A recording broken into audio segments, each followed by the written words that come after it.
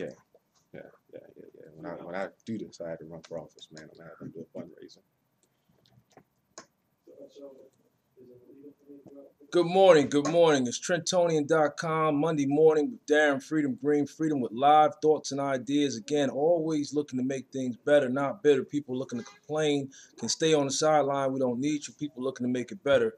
We're going to work with you to make our city a viable capital component and make things better and enriching other lives. Good morning, sir. How's it going, good brother? I'm good. I'm good. A little more excited than usual. I have a strong panel in here this morning. I know we're going to do some good things and talk about some real good issues. So I'm going to let you introduce yourself, bro. Okay, great. Well, my name is Jerell Blakely.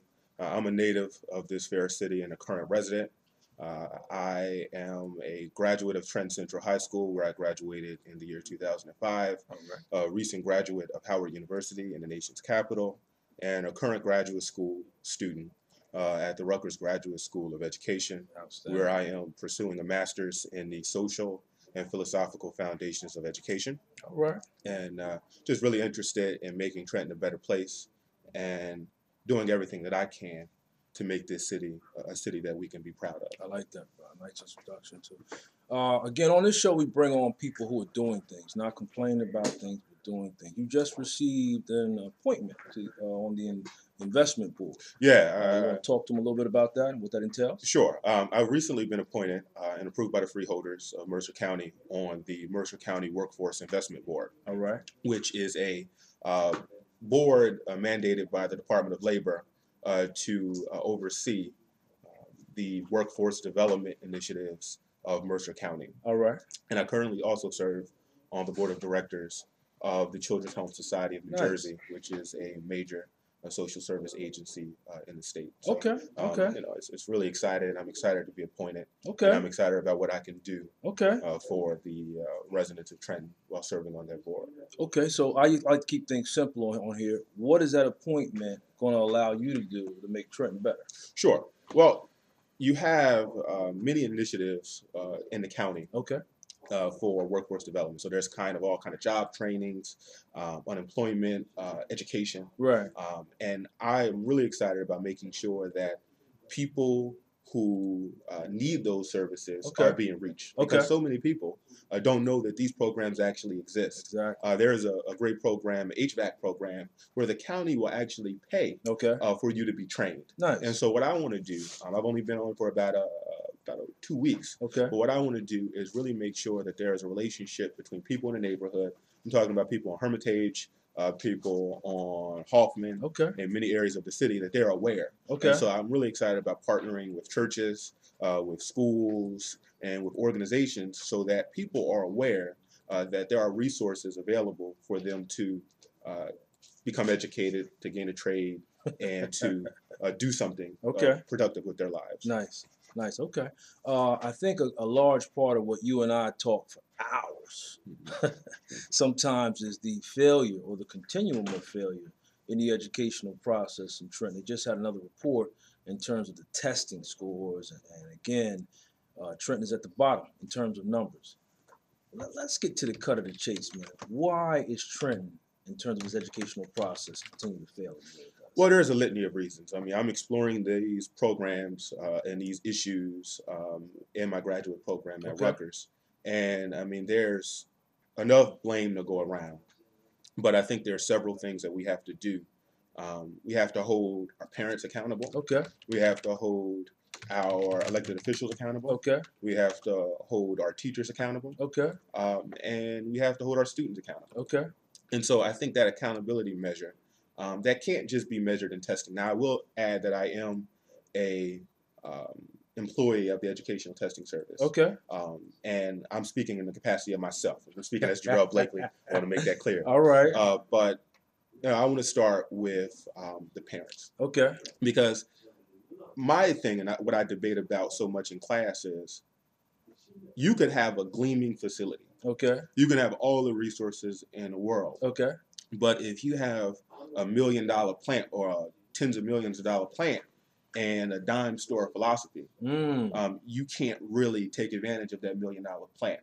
And so it's important that while it's important that we have a new facility at Trent High, while it's important that we have teachers who are qualified, But I think the most important failing is the philosophy of many of the parents and the students who don't see education as a way for empowerment and uplift. Excellent point. And so once you have educated parents and educated students who are able to take advantage of opportunities that are before them, Okay. then we can start to explore making sure that they're challenging, because Trenton is going to be saved by Trentonians. Okay. Excellent. Now, I was point. talking about the Harlem Children's Zone in class the other day, Mm-hmm. and it's one thing to have $1 billion philanthropists and people coming from without Okay. to come into Trenton. But Trentonians are going to be saved by Trenton. That's right. Yeah, Trenton's going to be saved by Trentonians. I agree. And so it's important that they are prepared and committed to take advantage of everything that they have. Okay. Because you know, we got to fix that. Because we could have all of the resources, Right. but if parents are going to parent-teacher conferences, if fathers aren't being fathers, if people are not stepping up, Right. we're going to have other people who are taking advantage of our misery. I agree. And people are profiting off of this. Talk to And them. so if we don't step up, other people will, and they will take the fruits of their labor elsewhere. Okay. And so it's important that people really have a self-help philosophy. And it's not even, you know, a self-help philosophy, it's a self-empowerment philosophy. I agree. So I'm really interested in having people really be full and active participants in the education system. Okay. You know, it's just, you go to a school or board of education meeting and you have the same people there. Right. You have people paying taxes here who are spending a lot of money Right. to live in this city, and they're not being full and active participants in the city. Okay. Excellent points, bro. Excellent points. I think and I always say this and people give me a little pushback, they seem to think that elected officials aren't responsible as well for working towards the process, which is education. And I think we need to understand they have a role in this as well, from all the way down, from the county executive all the way down to the freeholders, to the mayor, to the council. Speak a little bit about your role or your idea in terms of what elected officials' role is in enhancing the educational process. Okay. One thing that we have to understand is that public service is just that, service. And so it's one thing to have leadership. It's another thing to have servant leadership. Okay. And so it's important that people are really dedicated to the job at hand, that they're not looking out for personal gain. If you're looking to get paid, if you're looking to hook your buddies up with jobs, public service shouldn't be for you. Okay. Because our problems are too vast I agree. for people to be worried about getting the hookup and worried about people hooking up, you know, their homies from the neighborhood. Okay. And so it's important that we look at elected officials as our servants. I agree. And as people who work for us. Okay. As opposed to being enriched at the expense of people. And this is why it's important that people, that the citizens of Trenton really take control. I agree. Because, you know, when we have people who are exploiting the populace, okay, we have people who are looking to get paid, it's just, it becomes about them when it should be about service. I agree. Yeah. Okay. All right. Excellent point. Yeah. I guess another piece that you and I were talking about the other day, and it's really personal for you, is as a young black man looking to get and be a viable component in the educational process, there aren't a lot of black male teachers in the school system. That is very powerful and profound because, unfortunately, if we're talking real, and we do here, you almost become much more than an educator. You become more of a father figure and father role model in terms of the young men and women inside of the school system who need that strong stability, parental figure. And what is your role, or what is your vision in terms of you looking to teach inside the school system? Well, I mean, I think that a school is a reflection of its community. Good point. And it should be at its best. It should be a reflection of the community. And I think if you look at many of our schools, they are not reflections of our community. Okay. And so I think we need to have all facets of our community represented in our schools, all the positive facets at least. And it's important that it reflects the diversity. You know, it's not just black and white. It's just not male and female. You know, Hispanics have a large growing population in this city. I think I read statistics where they're approaching the 50% mark. They are. We should have more diversity. And I don't think there is a debate between quality and diversity. I think that there are people out here who are from the city. One thing that I've noticed in this city is that many people who have graduated from Trenton High and have gone on to do wonderful things, and there are many, Right. people who are well spoken, who are educated, who are focused, who are at our nation's finest institutions, Okay. at our historically black colleges, at our Ivy League schools, at our Seven Sister schools, and they don't look at Trenton as a place, as a hospitable place to return, and so they graduate and they don't come back. I agree. And they don't come back for a litany of reasons, but they don't look at Trenton as a place of opportunity. Okay. And so what we're experiencing is a brain drain. We have all of the people who can do great things, Right. but who go and do great things in other places. I agree, bro. And one thing that I've noticed was that people look at Trenton as a place where you have to beg people to return. Most places are looking for their homegrown talent to stay home. I agree. You know what I mean? Like I know in Maryland, I went to Howard and Prince George's County, University of College Park, Maryland. Right. University of Maryland College Park. They're looking for their best basketball players right in their backyard. Right. I think it's a story of we have diamonds right here. I agree. Who go on, don't become taxpayers, don't become contributors to Trenton, and unfortunately, we have many people who stay here, who, and there's good people here, right? But you can't build a community with people who aren't prepared. I agree. You can't build a community with people who aren't educated, and you can't build a community with people who don't have skills. I agree. And we have so many people in this city who make it through all of the nonsense, through all of the educational failures of the city. Right. We have great people who leave here and they're prepared. They're going to Harvard, they're going to Howard, they're going to Spelman, they're doing incredible things, and they're not able to contribute to the city, or they don't feel that they can.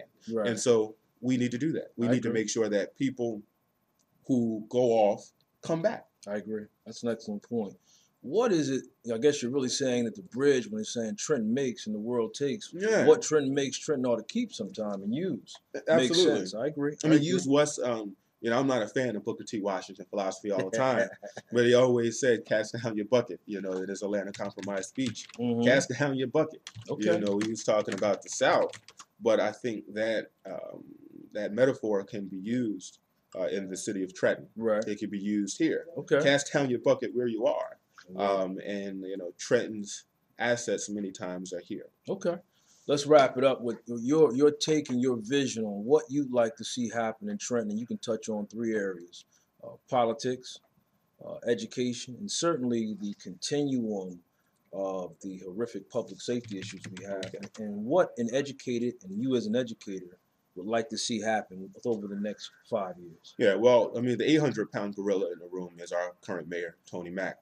First, I want to say I hope he does well, because if he does well, the city of Trenton does well. I agree. And so I pray for him that the next 2 years are better than the past 2 years. All right. So, I mean, I really hope that he is able to get it together.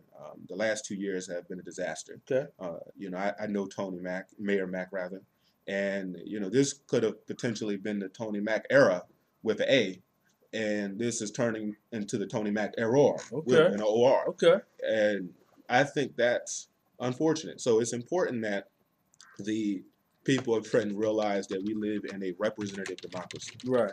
And so, unlike other places, when our elected officials don't act right, we have an opportunity every 4 years to make a change, a difference.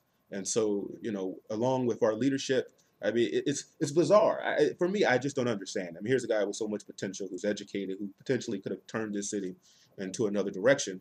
And, he lays off 100 cops, turns the libraries into learning centers, and he calls the laying off of a bloated staff an issue of public safety. Like, that's bizarre.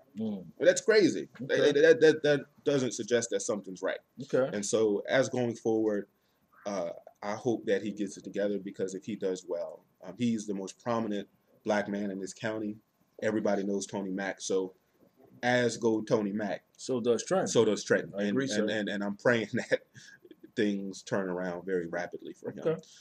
So in that era, I mean, you know, people need to realize politics and voting matters. Who your elected representatives are matter. There's a reason why the 1% participate so heavily in the elected. They understand. They understand because, you know, they want people who work in their interests. Okay. You know, they understand that politicians are servants. Right. And so it's important that the people of Trenton realize that they have to be 100% in making sure that this city becomes a better place. So I think the last 2 years have shown the lack or the consequence of people not being prepared. Okay. So it's important that we do that.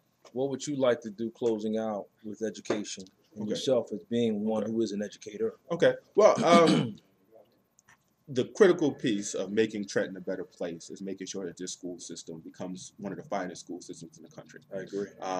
Because this city will never attract the kind of people we want. It will never keep the people that we want if the school system remains the way it is. And I want to add that there are great teachers in the Trenton Public Schools. I'm a graduate. Trenton has been good to me, but it hasn't been good to enough people. I agree. And so we need to make Trenton a better place. We need to make sure that we hire the finest teachers, that we hold our administrators accountable, and make sure that Trenton has a good school, because we have a good school system. If we have a good school system, Trenton will turn around overnight. So that should be the focus. Priority number one. Priority number one. All right. I want to thank you for coming on, Thank you very much. All right, I you want to give me it. some closing information or some contact information, I should say? Sure. You can reach me on Facebook.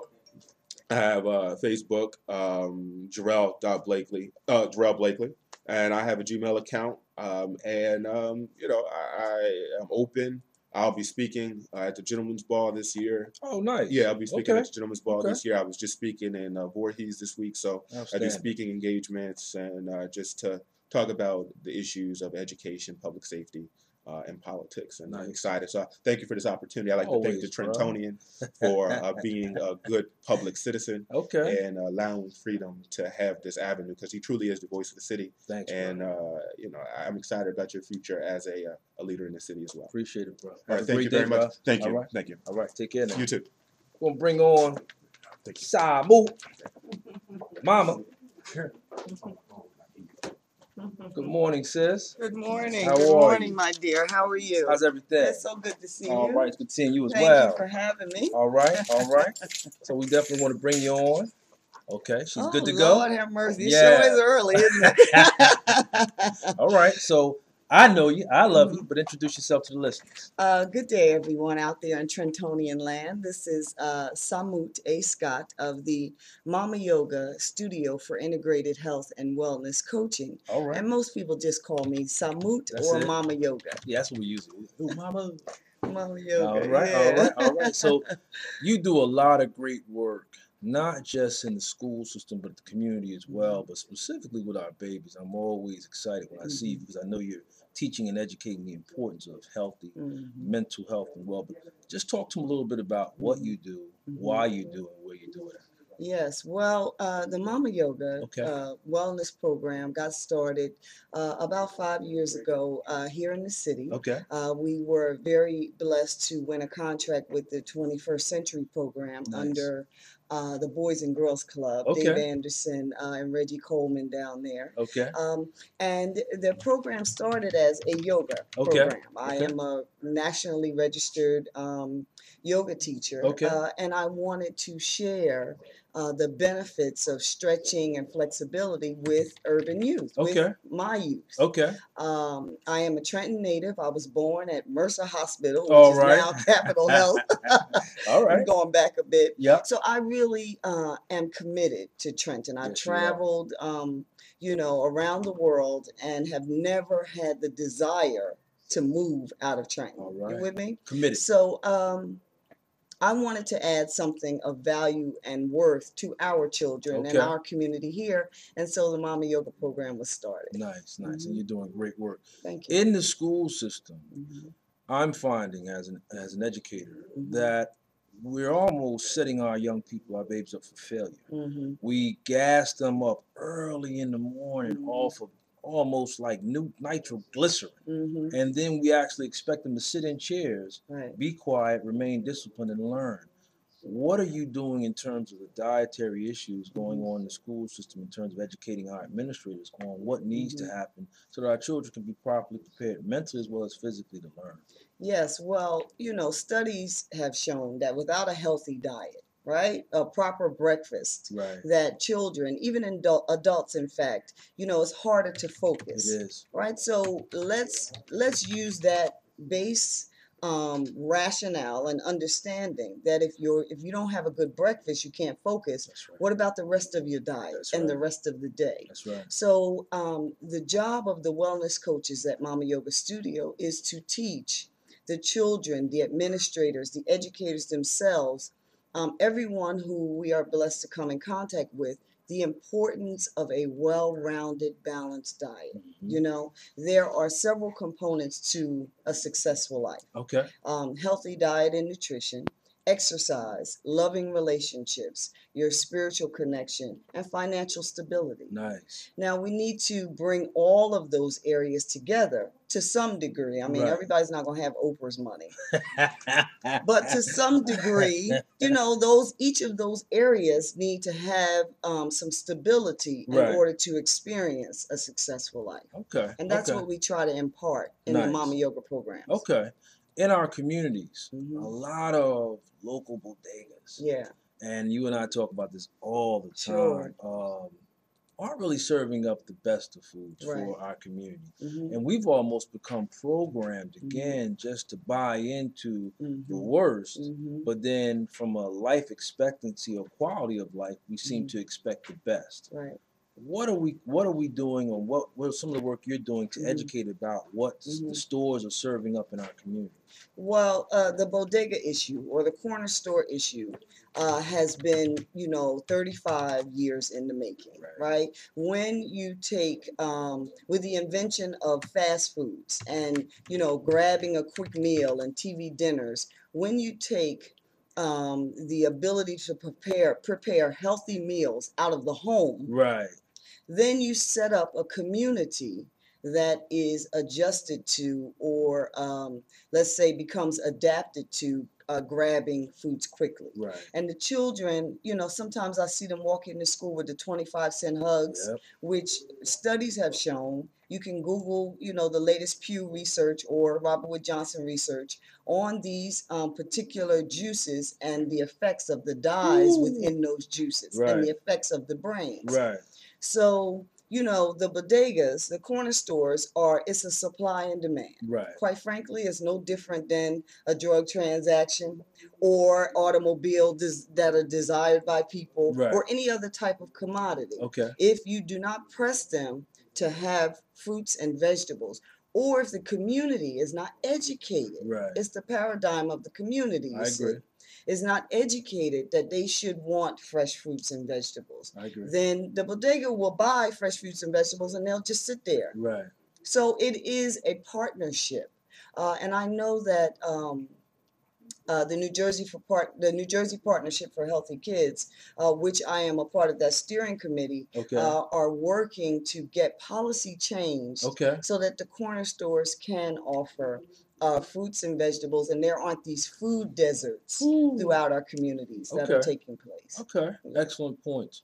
What are you doing presently? I know you do a lot of work now in the schools in terms of aftercare programming, working with our young people, specifically our young ladies who need it. Right. And one of the things I was talking to about some of the parents the other week at a conference was what our young people are intaking, specifically our young girls, is doing and advancing their bodies at a rapid rate, and their minds are at one degree, but their bodies are at another. There's an imbalance, and they're being victimized by external forces, and they're being preyed upon. What are some of the things you're doing in terms of educating our young girls to help them? Because again, now, and we need to be real about it. You're finding our young girls who are 13, That's right. but their body types are almost 19 years old, and they're being victimized a lot of times now. And this is why you find the young parents and the young, young ladies who are reproducing, and you end up losing generations. What are you doing in terms of educating those young ladies specifically on what they're intaking, and the parents as well? Well, that's an excellent question, Freedom, and I think it's really a good vision that you are posing that question, because the saying still goes: the hand that rocks the cradle rules the nation. That's right. And develops the nation. So if our young women, and this is not to omit young men's responsibility, but I have to stay in my lane, and my lane is mentoring, by and large, the young women. If our young women don't understand the importance and the beauty of who they are, then they will impart, negativity and a social system to the children that is not beneficial for not only our community, but our nation, our society as a whole. I agree. So what we do in our program, we have the Mama Yoga Wellness Mentoring Program. Yoga Girls is what we call them, and it is a 8-week interval training where they learn healthy life skill habits, like why is it important to choose apples over Fruit Loops? I agree. They learn, the beauty of themselves as women, as young women, how to respect their bodies, because everything is the mind. That's right. See. That's right. The mind, the perspective is first. That's right. If your perspective is not in harmony with health and wellness and well-being, then the rest of your actions and lifestyle will produce what your mind is in harmony with.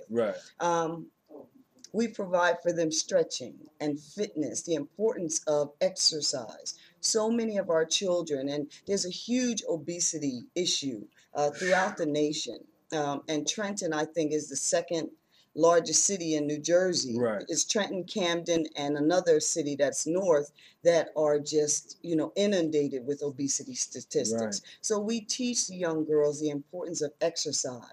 And then the importance of rejuvenation, like yoga and walking and deep breathing, and how to de-stress their bodies. And most importantly, being from Trenton, I am mentoring 24 hours. Yes, you are. My staff, we are mentoring 24 hours. Yes, we're mentoring in ShopRite.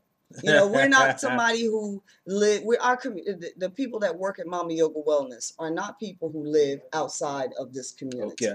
We are from this community. So when we see little Shabika, come on now, I just got to tell it like it is. That's right. At ShopRite, maybe with her shorts down too low, where you're showing a little too much, or her chest is out too much. We as community parents can step to these young ladies and say, now, what kind of wellness, what kind of healthy life skill is that going to get you? You understand? So, the benefit of using the resources here, it is interdependent, and it's never ending mentoring that we provide. I agree. Okay, so we're closing out. What would you like to see your program do or grow to, and how can the city meet you from, and we don't have to go into the officials, but from a mayor or from a city council, what would you like the city government to help you do in meeting you at the middle to make a more viable capital city? Sure. Well, politics is a very complex beast. Yes, it is. It's a lot going on that those of us who are average Joes, so to speak, cannot see. And we don't always see is the face or the facade of what the political wheels and mechanisms produce. So I personally, as a member of this community, I want my community to do well. That's right. I want Trenton to be celebrated by other nations.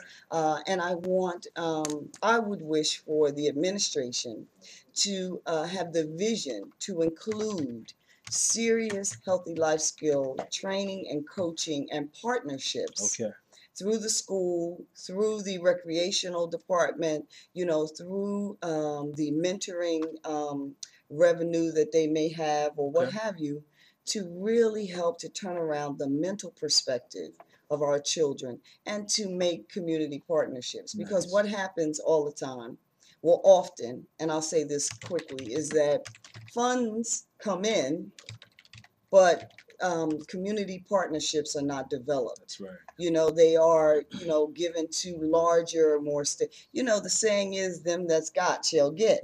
But that is the saying. But, you know, let's understand, to change the dynamics, you need the community partnerships. You need people who are actually touching the children, and not just policy. Okay.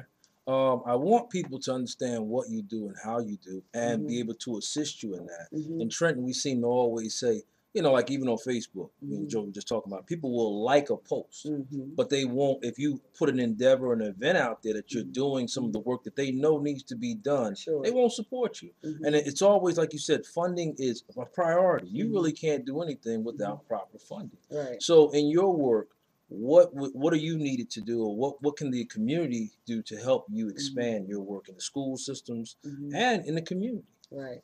Well, I honestly, I will have to say that Mama Yoga gets great support. Okay. I have to, you know, really give a shout out to those organizations that are supporting. You know, Samuel Frisbee down at the YMCA. You know, again, the Boys and Girls Club. The Superintendent Broach at the Trenton Board of Education. We get good support. We can always have more support. You know, several of the schools are very welcoming and receptive to our program. We just want our community to know that Mama Yoga is here, not just for the kids, but we have an adult program as well. You know, because again, one of the components that we provide is wellness for educators, where we teach the teachers how to use stress management techniques and healthy life skills for their own benefit. And then we give them classroom strategies or strategies for classroom implementation that help them, you know, navigate the stress of the classroom. You know, so we're here for the community. We just started a workplace wellness component to our business. So we go into your job or your human resources department, and we offer employees at the various corporations, you know, stress management and healthy lifestyles programs. So I mean, the community can really know about that. No, we'll put that out there. Very important. Very important. I think we're good here. I think we're good here. Is there anything you would like the community to know or the listeners to know in terms of your vision and where you're going and what you like to do as you close out? Right. Well, my platform is speaking. You know, I over the past 2 years, I've given some 250 lectures and workshops, both abroad, Puerto Rico, and up and down the Eastern Seaboard.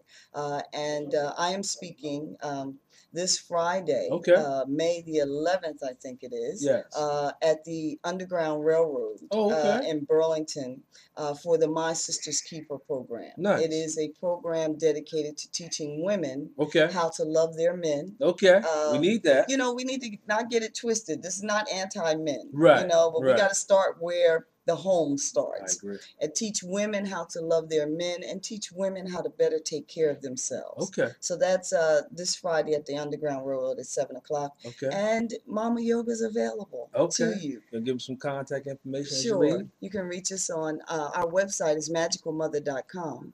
Our phone number is 609-516-9805. And of course, we're on Facebook and Twitter under Samut A. Scott and Magical Mother. All right. Well, I want to thank you for coming on today. And as always, it's a pleasure. Yes. And we'll keep working with you to make this city a little bit better. Thank you so much, Darren. All right. You have a great day. Good. All right. Love you. Blessings to you, Take care now. All right. You got it. Oh. Thank you. Where'd you get all that stuff from? That website, huh? All right. Let's bring in. Yes, we are. All right, bro. You already know what it is. Man of the hour. What's going on? All right. How are you? How are you, sir? I'm blessed. Good morning. Good morning. This guy right here is helping me get my finances in order. And he's certainly a guru in terms of the things that he does and how he handles business and just making things better. Introduce yourself, bro. Well, I'm Keith Scurry with Primerica PFS Investments. I've been with the company going on 3 years. Okay. I am a six-figure earner. On track to make $300,000 this year. A regional vice president. I have my own office and looking to open up 2 new offices in Mercer County this year. So. Right, all right.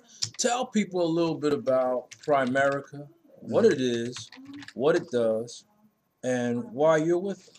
Well, Primerica is we focus on middle income families like teachers, nurses, construction workers, janitors, state workers, and our goal is to empower middle income families. For a reason being because in terms of the community and the things that's happening in Trenton, right? And I'll be honest with you, I'm gonna tell you the truth, Rick. It's the condition of Trenton. We're in this condition because we're broke. Okay. And we're struggling financially. I agree. And I know me personally, even from when I was at PJ Hill and elementary, and then even from when I was in, junior 2 Hedge Path and then Trent High, I knew I didn't want to work for nobody else. Okay. Because I saw my teachers was struggling, paycheck to paycheck. Okay. I know like state workers was struggling, paycheck to paycheck. Even when I went to college, my instructors, were struggling paycheck to paycheck. And the thing is, I looked at like my grandma worked 40 years and retire and go back to work. Wow. You see, and honestly, free gang members and the people in the streets, they don't even want to go to school and get a degree in work because they say, what's the point of me doing all that if I don't have anything? If I gotta struggle, I'd rather get it the way I can and pay the price later. But I don't want to live in poverty. Right. You see, and I think the ultimately we want to empower the community, but because we're not financially capable, we try to change everything else. Okay. And change everybody else. That's an excellent point. You see, because we can't do it ourselves. Okay. So we have to try to group people. Like me right now, I'll be a cash millionaire in 5 years. I'm investing over $12,000 a month right now. Nice. You see, so the thing is for me, I'm doing that without Trenton changing. Okay. I'm teaching my mom and my sisters and my brothers how to invest. Okay. What's safe, what's not safe. Okay. For a person on welfare can invest from age 25 to 65. A person on welfare can invest $50 a week and retire with almost $700,000. Wow. And live a better lifestyle at retirement than a teacher that worked 30 years or a state worker that worked 30 years or a cop that worked 25, 30 years. Okay. You see, so it's just we don't have a financial education. Okay. Like we don't understand with the 401ks. The average 95% of the people in this country that have a 401k, they're gonna retire with 40% of what they used to make. Okay. So if you a teacher or a state worker making $50,000 a year, how you gonna live off $20,000 a year? Right. When you retire. Right. The pension, 40% of what you used to make. Okay. The deferred comp. You see, and so the thing is, the people who are making something don't have enough to implement change. Okay. So what do you think the community that has nothing, the streets, the people who really need us, how can they do anything if we who have degrees or who have an income and have good jobs, we don't have enough to do anything ourselves? That's an excellent point. So the thing is, you see, and I'm not saying what I'm saying to boast or brag about myself, but what if everybody in the community could say that? Okay. You see, what if these kids grew up learning the rule of 72? It's also called a banker's rule. Right. Basically, where you take the number 72 and you divide that by the interest rate that they're giving you on your CD. Check Joey out. the interest rate that they're giving you on your CD or your money market or your 401 or whatever type of investment plan that you have. What the rule of 72 shows you how many years it takes for your money to double one time. Okay. So if you're a parent, you start a college fund, you put $1,000 in the bank in the CD at a 1% interest, it takes 72 years for your money to double one time. Wow. You see, and not just that, inflation is going up 3% every year. Okay. So if you invest in money at 1%, you lose money every year. Wow. Just by keeping your money in the bank. Okay. And teachers don't know this. Okay. Principals, lawyers, doctors, they don't know this. All they know, people know what they do. Okay. They don't understand how money works. Okay. And my job is to empower, because I grew up on East State or in Walnut. I grew up, this is home. And the thing is, when I graduated college, when I graduated high school, my first thing was, I said, man, I need to get out of here. That was because of what I saw. Right. And I didn't have examples of people that was financially independent. Okay. Me personally, I always had a desire to empower and build up my community. And I knew I couldn't wait for other people to do it. Okay. I knew I couldn't make other people do it. and I knew I needed enough money to be able to implement my own change. Now I have a goal for right now. I got goals for the community. I don't need Mac to change a thing. Right. I don't need the community to do anything because of I'm building up my financial, my own financial, situation. Right. I have goals to build community centers myself. No, we talked about a few things. We talked about I got goals to implement after school programs myself. Right. You see, and so I don't need anybody to change a law or anything. I don't need a group of people to do anything. My focus is to be a force of change myself, but ultimately teach other people how money works. I like that. Finances, so that you can implement change according to how you see change. Okay, excellent point. Joey's already a fan of yours because one, you didn't throw anybody under the bus, and you're already talking about personal accountability. And I think that's some of the things that we struggle here with a concentrated amount of poverty in this community. It's really not being educated on what finances are. Now, in terms of Primerica, I know you and I first met because there's so many commercials out there of people selling insurance and selling salvation. Right. And I don't want people to think you just got a gift for gab, but you sincerely know what you're talking about. And all of this is legitimate. What is what you're doing? What is what you're doing? And how is it beneficial to this community? And how can they get started doing it? Well, the thing is, Free, it doesn't matter what the income level is of a person. All they need is somebody to sit down with for less than an hour, 45 minutes, and talk about how you can take $25 and make it into $100,000. Okay. How you can take $50 and start a college fund for your children. Okay. You see, that's one of the things. College, that's a great. We say it's good debt, but it's no such thing as good debt. No, I've never heard that. It's no such thing. And you have people accumulating $50,000 to $100,000 to $150,000 in debt, student loans. Yeah. And so they're guaranteed debt, but they're not guaranteed an income. I agree. So you got these 23, 24, and 25-year-olds trying to file bankruptcy. Yeah. And you can't get rid of student loans with bankruptcy. Right. Like, for example, like teachers, they're able to have their student loan payments deferred. Okay. So, until they retire. So imagine you a teacher $100,000 in debt, but you defer it until you retire. Now you retire with making 40% of what you used to make. Right. And you got to pay student loans. Right. That's why they have teachers, for example, they work 30, 35, 40 years, retire, and got a sub. State workers, Walmart, cops, security guards. Right.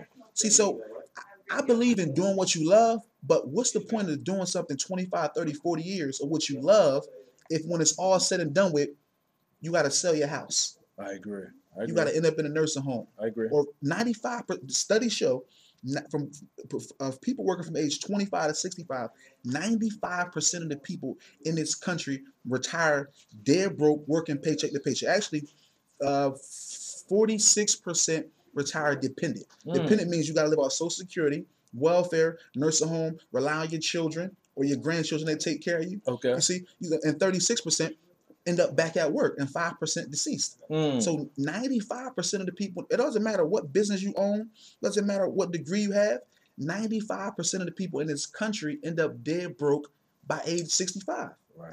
And so the thing is, money is the force of change, because if you had $1 million right now, you would do some phenomenal things for this community. If I had $1 million, if every person you brought on the show had $1 million, you will see. So we can't negate what money can do. That's right. For our community. Or we talk about funding, but why wait for somebody to fund your efforts? Right. Or fund your agenda? Right. You see, or fund your goals. Why get educated and you create your own income. I agree. And you fund your own efforts. That's right. And you take responsibility, be accountable, and that's what I teach people. Okay. And the reason that I'm so big on teaching middle income families because they understand the value of hard work. Right. Right. They know it's real. They know, and so if we can teach people who already understand working, already know I could lose my house this month. That's right.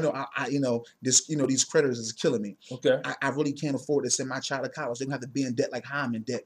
You see, so we focus on people that's trying to work towards something, and all they needed is 30 minutes of understanding how money works.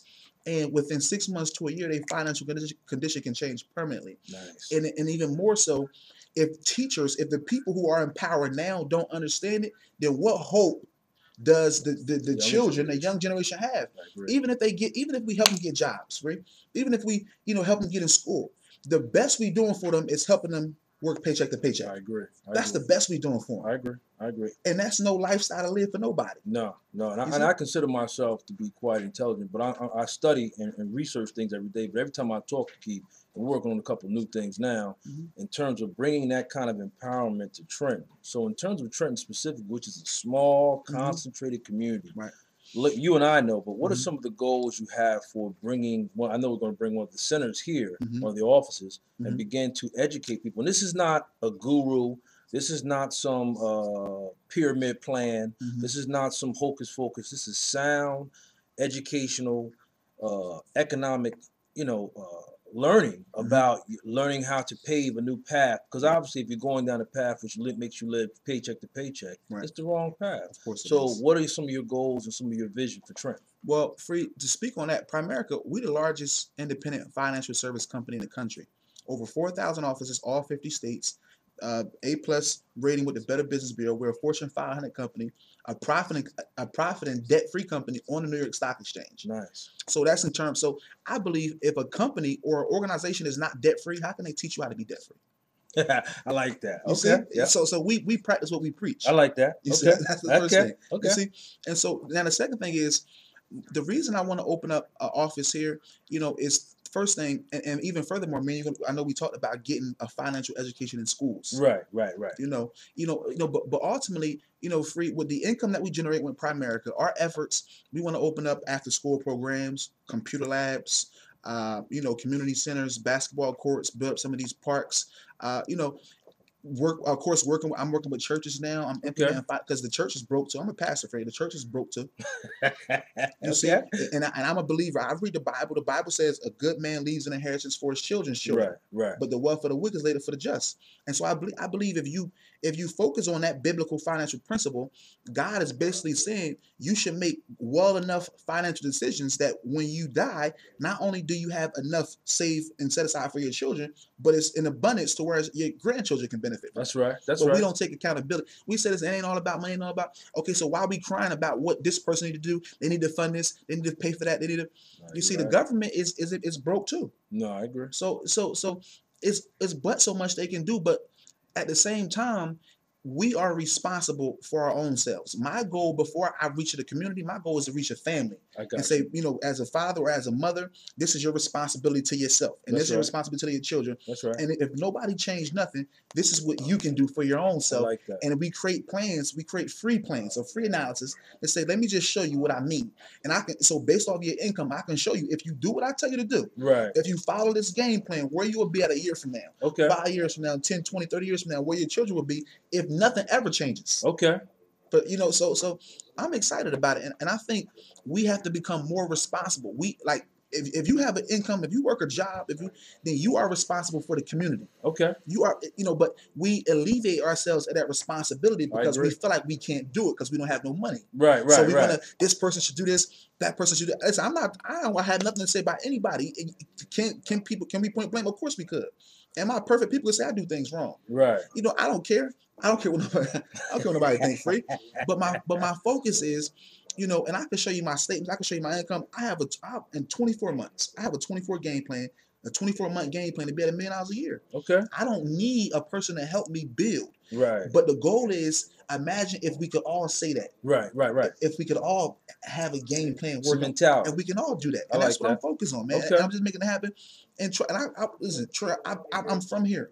So I'm not so special like I want. No, I'm from here. Right. But the thing is, there are things. If Obama don't do anything, if the governor don't do it, there's things that we can do. Okay. That we can change our own families. Condition, and then grow and impact our community, regardless of what anybody else does. Okay. You said you're working now, and we'll wrap this up with the churches and the schools. I know that's some of the things we're going to be getting into. What are some of the things you're helping them see in terms of their investment, financial literacy, especially with the schools? I think one of the main things I know we're programmed to fail, something as simple, like you said, we don't know about investing. We don't know. But I'm talking about simple banking and the understanding of the importance of a dollar and appreciating the dollar in terms of just lesson skills like not going to the check cashing place, but going to the bank and establishing a bank account. And what are all the variables that come with that and the bonuses? What are some of the things you're doing in the churches and schools to help implement Primerica success? Well, what I teach people, a bank should be used only for the purposes of paying your bills. Oh, okay. And just maybe, food. Okay. And just things that you have to purchase. And so, like right now, I have different accounts. A principle I teach, we say pay yourself first. Right. That means you owe a credit card, you have car insurance, you have a mortgage.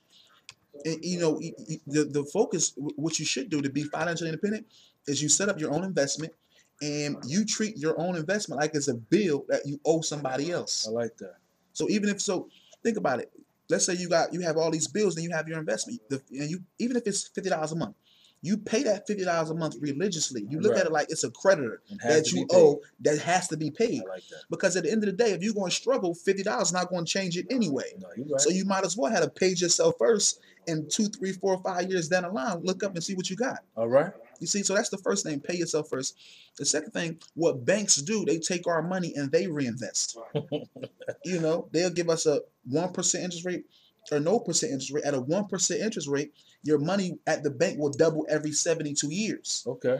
The banks will turn around and reinvest at a 12% interest rate, where your money is doubling every 6 years. Wow. So let's say they gave you 3%, which they never not giving, like a 401k give 3%. Right. If you had $10,000 in a 401k at a 3% interest rate, your money will double every 24 years. Okay. What the company will do, take that $10,000, reinvest at a 12% interest rate, right, and it doubles every 6 years. So 48 years later, right, at a 3% interest rate, that money would have turned into $40,000. Okay. But for the bank at a 12% interest rate, that money turned to $2.5 million.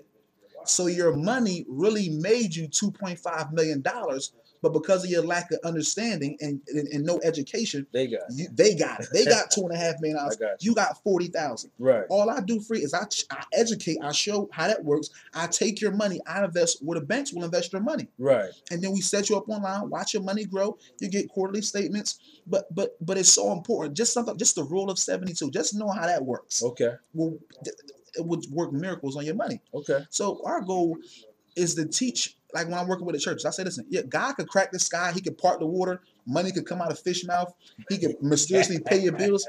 God is capable of doing all that, but he's not going to do that. Right. Or if you're waiting for him to do it, this is what you can do in the meanwhile.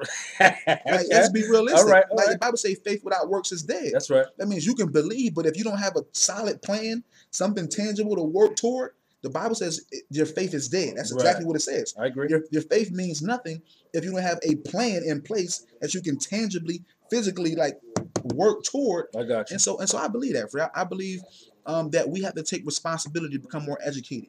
Because at the end of the day, even if we're trying to help people, but we're struggling ourselves, the best we can do for them is put them in our situation. Yeah. That's the best we can do for them. That's powerful, bro. That's powerful. Okay. So closing out, you want to give them some contact information and what you're going to be working on within the next few months here, so that they can contact you. They definitely contact me as well. Well, of course, my Facebook, Keith Scurry. I have a Twitter, but I never use it, so I don't know how that works. I'm still trying to figure out how to tweet and follow. My phone number is 609 is on the screen, 638-0446. That's my direct cell. My email is keithscurry@gmail.com. You can contact me there, and I'm always available. And if you're serious about changing your life financially, it doesn't matter what degree you have, where you work at. Struggling is not for anybody. Right. You see, so and that's what I teach. I teach how to change and make it happen. So you can contact me as soon as possible. All right. Thanks, thank you for coming on, bro. You the man? No, I'm working on it. All right. Take care, bro. All right. Closing out, I think we had a good show this week.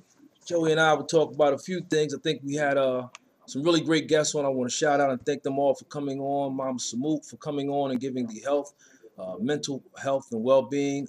Certainly want to thank Keith Scurry for the financial information he gave and creating economic independence and doing what he does. Jerell Blakely for coming on and touching on the many various things he's doing within education, which is a viable component of moving our city forward. I left a post on Facebook yesterday in terms of Trentonian and its work and the things that it's doing, and people kind of misconstrued it. It seems in Trenton we have a culture where we love to just talk about the negative.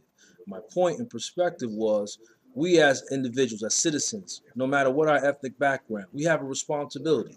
And the paper only can do what it has to do. If you would like to have something done in the paper, contact me. We did a phenomenal interview with Ramaya Bethea. We will do interviews on people who are doing good things, positive things. Joey and Trentonian is doing excellent work to reach out and provide venues. But the thing I have to say is we have to step up and do our part. Stop always looking to complain, be negative, be nasty, point fingers. We have to clean up our community. We have to police our communities. We have to educate ourselves and our children to make a better and viable capital city. Nobody's going to come do that for us. And if you're looking for them to do it, then you missed the memo. It's very important that we work hard, we work strong, we work collectively together for the betterment of this city. It's not the mayor's fault, it's not the council's fault, it's not the citizens' fault, but it's the collective whole for failing to step up and be responsible and just look in the mirror and ask yourself daily, what can you do to be better? Next week, I'm going to have my beautiful daughter on. She graduated from Bennett College this Saturday, so I'm still wound up from that. And she's going to talk about her experience and the things that she went through in the Trenton school system to produce herself to where she's at now. And she's looking to travel the world and educate. So we can always do something. We can always be something if we look in the mirror and start from right there to make ourselves better. I want to thank you for tuning in. Next week, tune in again as we do monumental work on a small scale to make this city be something significant. Thank you and have a great day.